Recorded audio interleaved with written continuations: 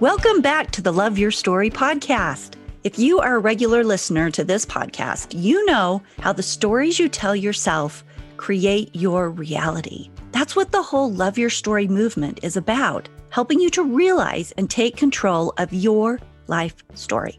Wayne Dyer said, quote, "Be open to everything and attached to nothing," unquote.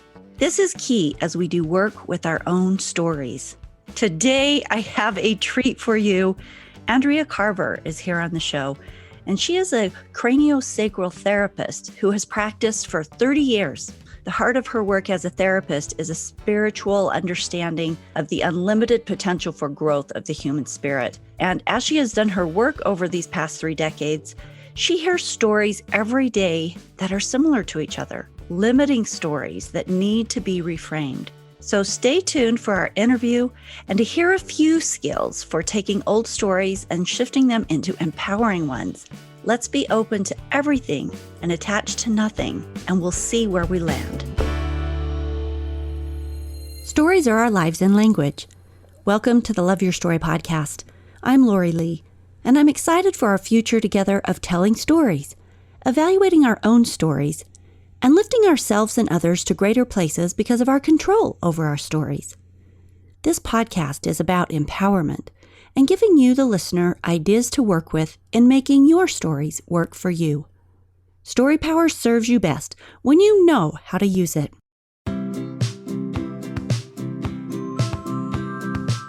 Andrea, welcome to the Love Your Story podcast. So happy to have you here. Thank you for having me. So, Andrea, you have trained under some really impressive people, Deepak Chopra and Byron Katie. What was it like, and what did you learn from these folks? Well, I have always put on my vision board, I wanted to learn under Deepak Chopra. I adored the man, and the messages he said resonated with me. And I, had 6 small children, and I was trying really hard to get some kind of training from him, but it was really hard. So I put it on my vision board. I visualized I wanted to do this, and I did a training with him in California.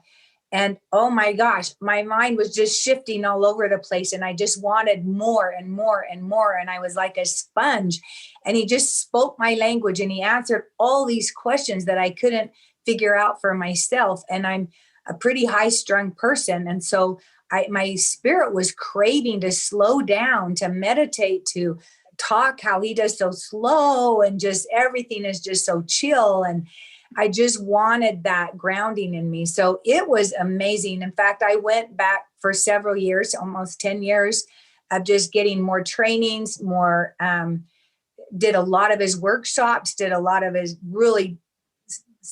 one that was just a me workshop where I just got filled and used all my dosha types for eating and having treatments done to me, and just really took care of myself. But I loved the fact that he taught me how to meditate, and he is the guru. And the fact that he was a doctor, an endocrinologist, that everything was backed up and supported by statistics. Everything he said, he had a statistic to support it.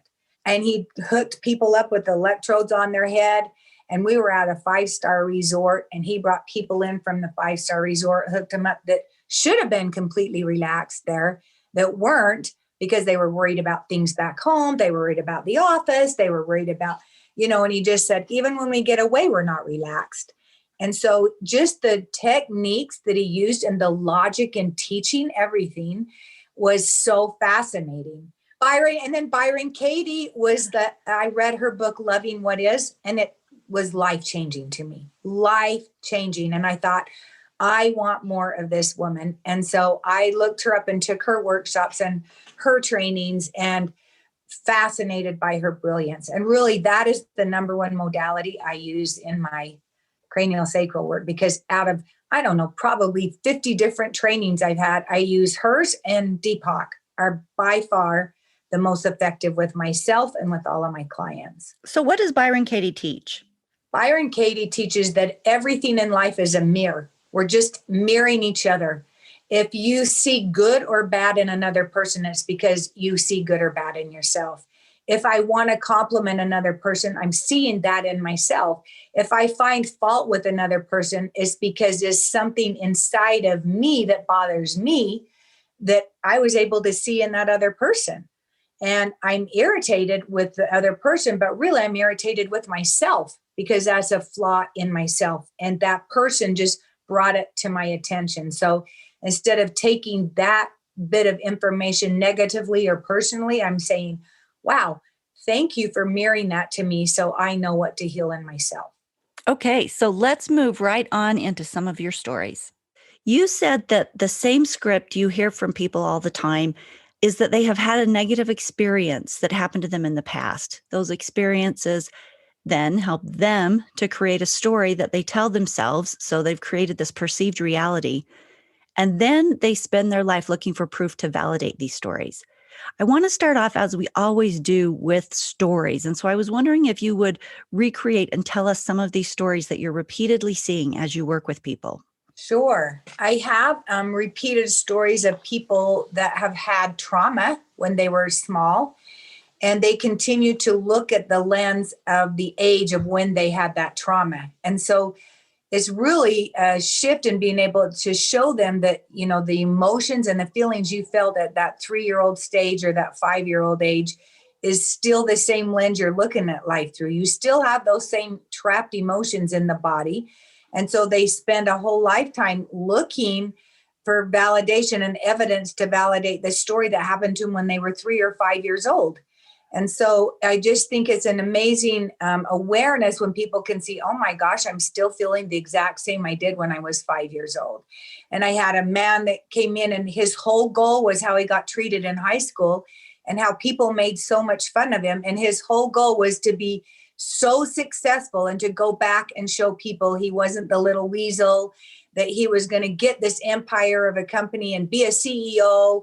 He was going to just show all of his high school friends that he was successful when really nobody really cared. I mean, in high school, they'd already moved on. But this guy's whole motive was revenge, was to show the people in high school. So now he made all this success, but he wasn't happy because his motive was not pure. His motive was for revenge for this high school friends to see his success and to see how much progress he'd made. But his whole story came from a place of resentment. And he, you know, not a good story because he did end up dying of cancer because he had all of this, you know, I kept trying to get him to shift, but he just wanted his high school friends to see he had this big company, had this big truck, but none of it served him. I mean, their motive was not good. Then I've had other people that have had a motive and they've grown up with abuse in the home where they've had two twin boys that the father abused them sexually, physically, and emotionally. And the mother had passed on, so the dad raised them. And the one boy, the whole time the dad was abusive to him, was saying, I will never repeat this to my children. I will be different. And he kept taking every experience and trying to turn it around and trying to understand his father and trying to not put fault. He was an alcoholic and blah, blah, blah. And the other son became an alcoholic, the other twin. He became an alcoholic. He was homeless and he basically repeated the same patterns as his father. And the other one was determined to not have this happen to him and to be different and not to leave this legacy to be passed on to his children. And he became an attorney for abused children, you know, and an advocate for them. Yeah, let me ask you a question. So I had an associate once who, well, it was a guy that I dated, and his sister had been molested when she was younger, maybe 13, 14, 15, something like that. And at this point, she was in her mid 60s, but her whole family would make excuses for her because she would behave really inappropriately, really crudely, and really, well, just in ways that were socially not acceptable, things that she would say and do. But her family would make excuses for her, saying because she was molested when she was this age, she just hasn't grown past that age. And I'm wondering, it sounds like you're saying something similar. Am I interpreting that correctly? That when something traumatic happens to people, that their mind kind of stops in that space and they don't get past it? Yes, very much so. And then they will continue to look for evidence to validate the story. I can't function because of this experience. Because of this experience, I'm the way I am. And so they use it as an excuse, and they become the victim, and everyone around them is the villain. And So how do you help people get past that then? I mean, that seems like a big step for people to be able to reframe something like that. well, How do I let them see the mirror that goes on even with the person who abused them. And I let them see that this person, regardless of what they do, I mean, what they have done, their feelings were they had this done to them. It was done to them. And they felt insecure. They felt powerless. They felt angry. They felt revengeful. They had all these feelings of the emotional baggage of feeling broken. And some people will repeat the pattern to others, and some people will not. But to be able to look into the soul of another human being, which is what I've done for 30 years, and see everybody's good. But when you have these things done to you, is you project it onto other people. But to be able to get the victim that had the abuse done to see that the person that did it to you is hurting as much as you are. They really intentionally were not meaning to hurt you specifically. They were acting out what was done to them. And to separate the person from the performance, or separate, I'm not broken. What was done to me was wrong, but my soul is still whole. I even have them visualize a picture of Jesus holding and protecting that little spirit, and letting that spirit stay whole, and that soul is whole. But the body maybe, got abused, and the body had things happen to it, but it doesn't affect who they are as a person. They're still a child of God. They still have their soul protected from Jesus, and visualize them sitting on Jesus's lap and protecting that spiritual side. And maybe even saying, that maybe they felt capable of handling a situation like this, and maybe they chose it. Maybe they chose to learn from this experience and gain all kinds of wisdom and compassion for other people that have gone through it, and tools to help them.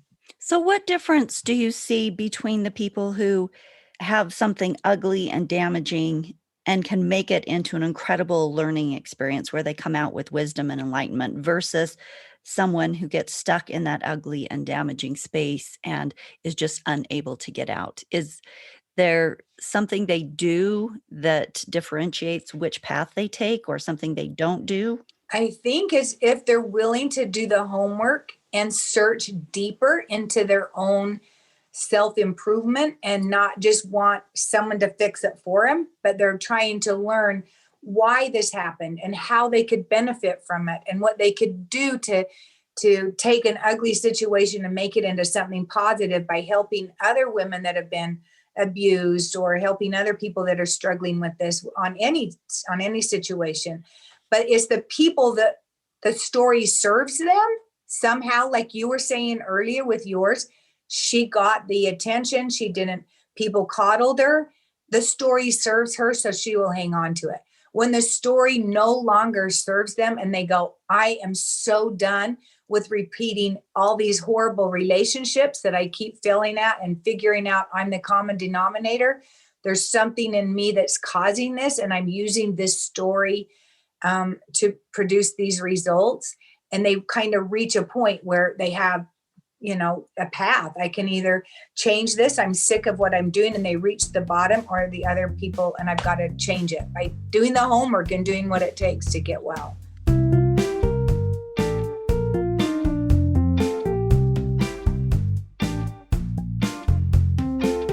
I believe that all of the greatest battles that we have as human beings are battles that are within our own minds. And sometimes we're in spaces where we really need a guide to help us get through a block that we don't know our way around, because we don't always know our way, but the work does have to be done in our own hearts and our own minds. And I have found very much so that the control of our stories and our interpretation of them is up to us. So we do get to choose whether we love our stories or not, according to which approach we take, just like you're talking about. And your mess is your message. Your mess is your message to the world. And you can inspire and empower people with your mess by making it your message to the world to like, I can create something different. I can create another story. What I find the most in my work is I specialize in telling people that your words and your thoughts affect how your body works.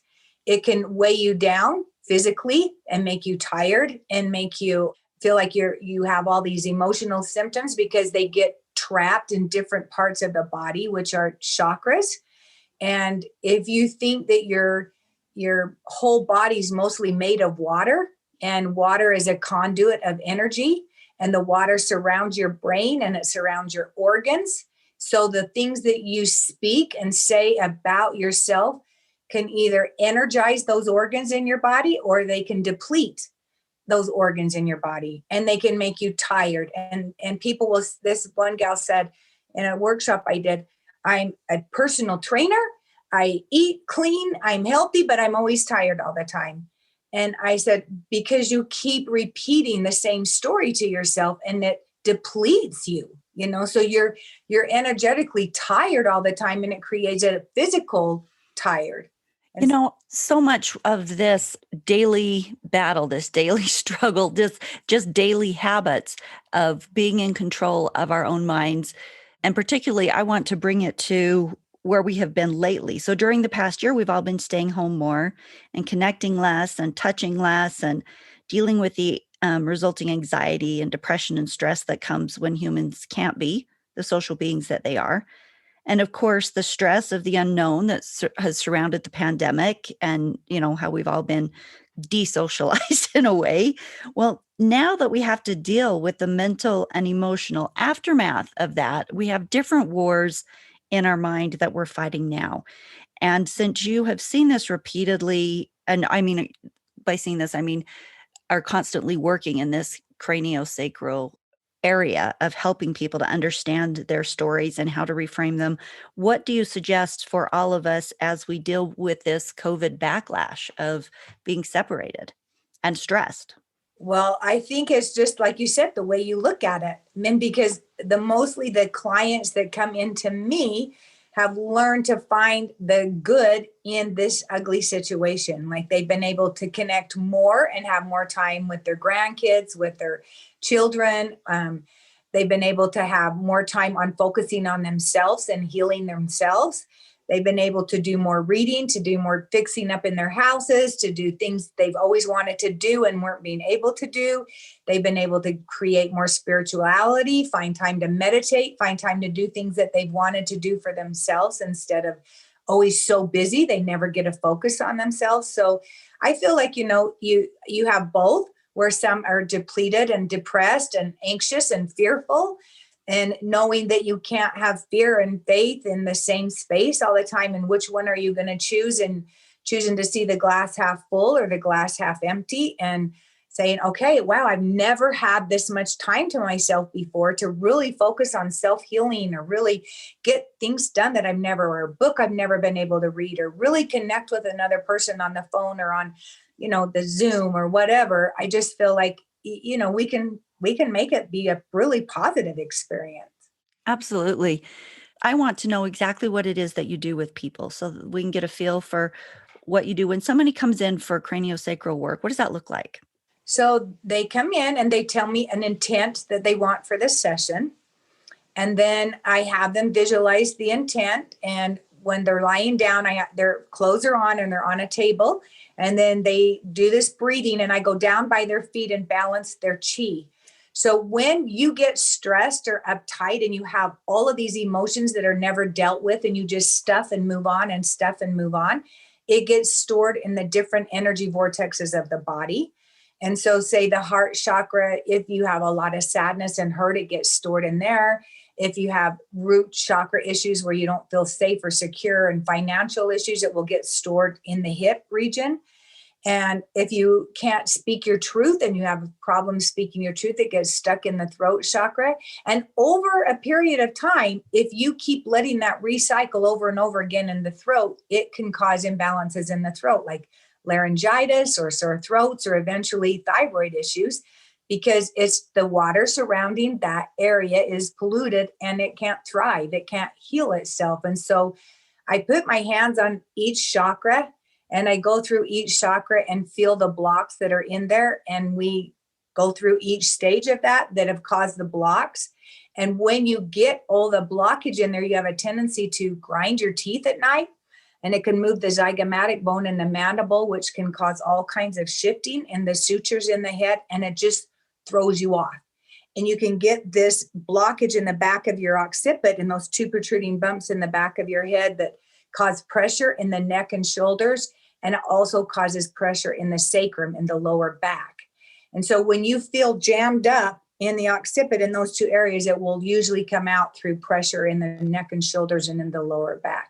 So I release the occiput, I realign the sutures back, I clean out all the chakras. And then when I release this jammed up cerebral spinal fluid in the occiput, your body releases it, and all of the cerebral spinal fluid starts circulating and give nutrients to the brain, GABA, dopamine, serotonin that's been jammed up back here and isn't flowing like it usually does. So when all that is cleaned out and realigned, your awareness, your third eye, your spiritual eye opens up, and you're able to see the whole big picture instead of just a narrow view because you're so jammed up. So do you do this physically or energetically? Both. So there actually is hands-on on the head. Oh, yes, and neck. Yes, I'm doing all of that realigning and releasing and balancing the cerebral spinal fluid in between the occiput and the sacrum. So it's a body, mind, and spirit cleanse, balance, awareness, so they're all working together in harmony instead of opposing each other. That sounds nice.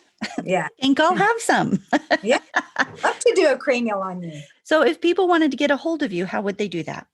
They go online at andreawellness.com and make an appointment. And I also have Facebook and Instagram that I'm also publishing a lot on as well, and doing programs on andreawellness.com that you can buy, and you can do the programs with workbooks, or you can do meditations on there, or you can get tidbits on Instagram and Facebook on Andrea Wellness. What final tip do you have for us in being wise and reframing our stories? To be careful what you say, to be careful the words you use and the thoughts that you have, because it affects every cell and organ in your entire body. And if you want energy, and if you want to have a clear mind, and if you want to stay focused, then you need to clear out the negative gunk out of you every day with processes that I do, and then refill it back up with positive affirmations. You could even just say, I choose to release and let go of anger, frustration, resentment, not feeling good enough, depression, anxiety, and then just give your body permission to let it go, and then replace it with I ams, and I am after God. And we all have that same God-like energy in us. And so being able to tap into I am grateful. I am living in present time. I'm finding peace in present moment. I am finding growth in every situation. I'm excited for a new day, I ams. And then I like to put myself in a purple bubble of protection so I don't focus on absorbing other people's energy. So I just think the most important thing is getting the yuck out, putting the positive in, being aware of what you say that is negative. And when you cancel it out on your thymus, which is if you put your chin down and put two fingers underneath it, and then you tap, that strengthens the T cells and produces more T cells for your immune system. So when you're negative and you say negative things, you're putting that into your body, and it creates more of what you don't want. But when you tap, when you're stressed or uptight on the thymus, you create more T cells. So you tap and say I said, oh my gosh, I'm so stupid. I can't believe I did that. I would say, cancel, cancel, cancel on my thymus. And then I would say, I'm smart, I'm intelligent, I'm learning from that situation. And then tap again and say, accept, accept, accept. Before that thought has a chance to imprint in the cellular memory of the body and create more evidence to what you already thought. That's great advice. What a great tip to end on. Thank you, Andrea, for being here. Thank you for inviting me.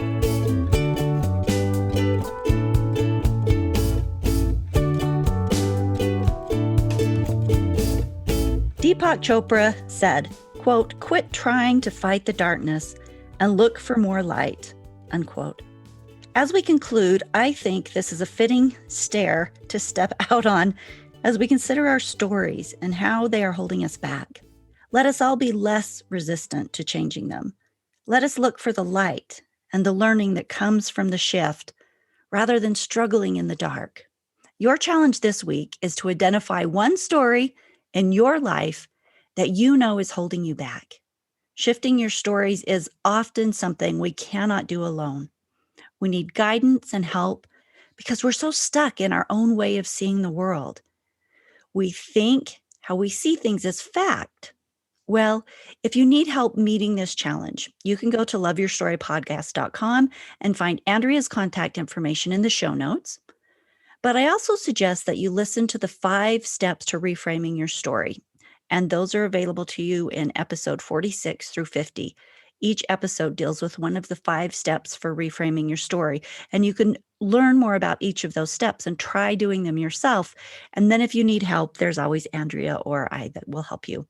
So excellent for walking you through all the steps as you do the work. And excellent for being here today, people. Thank you for being here. We're so happy to be able to provide you with tools. We hope that you will use them in the way that best serves you. And here's a note from our sponsor. This show is brought to you by the 21 Challenges group platform. If you are a leader of a group, any type of group, book club, network marketing, employee group, a youth group, a friend group, and you're in need of a fun, fresh, positive way to connect during this disconnected time, we've got an online program that'll create fun, stretching connection and engagement with your team. Your team will get a fully immersive platform for the 21 challenges and weekly coaching with Lori Lee as we spend 3 weeks creating awesome possibility. LoveYourStoryPodcast.com and look for the group link. We'll see you in 2 weeks. If you enjoyed the show, please leave a review on whatever platform you listen to.